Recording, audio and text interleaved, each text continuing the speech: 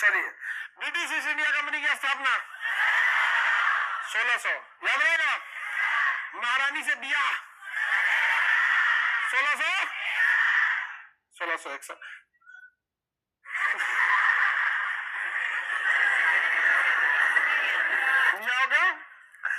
Farooq share से मान्यता 1717। बंगाल पर अधिकार 1757। पलासी का युद्ध 1700। डचों को हराया 1759। फ्रांसीसियों को हराया 1760। मराठे हार गए 1761। मुगलों को हरा दिया 1764। छुट्टा सार हो गए सब कौन केकरो खेत में चढ़ जाए। अंग्रेजों का पूरा भारत में क्या हो गया, अधिकार हो गया यहाँ पे।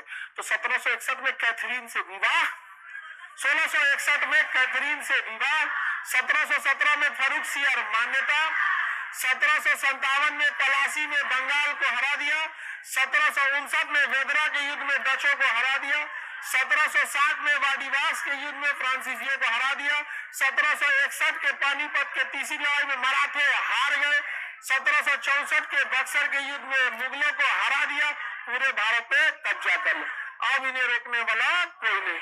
अब वो सब कह सकती भारत पे शासन कैसे किया जाएगा, तो कहा गया कि देखो ये जो बड़े जाति के लोग हैं ये छोटी जाति को कभी एक्सेप्ट ही नहीं करेंगे। तो एक काम करो, बड़े जाति को उधर हाथ में रखो, कहो तुम इन पे अत्याचार करो, कोई दिक्कत नहीं, इनको अत्याचार करने दो, अपना हाथ किस पे रखो, छोटी जाति पे।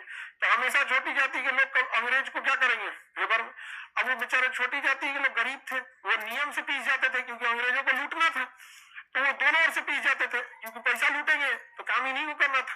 और इधर से अंग्रेज बड़ी जाति के लोग भी, जातिवाद तो बहुत भयानक था ना वहां पे, तो अंग्रेजों ने भारत का विभाजन चालू किया।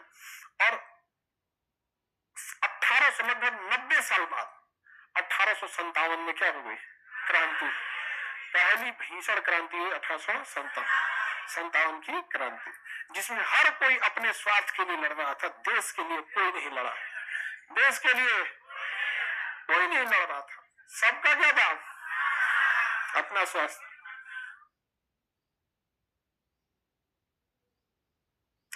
समझ गया, सब लोग अपने अपने फायदे के लिए लड़े। झांसी की रानी इसलिए लड़ी थी कि उनके बेटा को राजा नहीं बनाया गया, अगर बना देता तो नहीं लड़ती।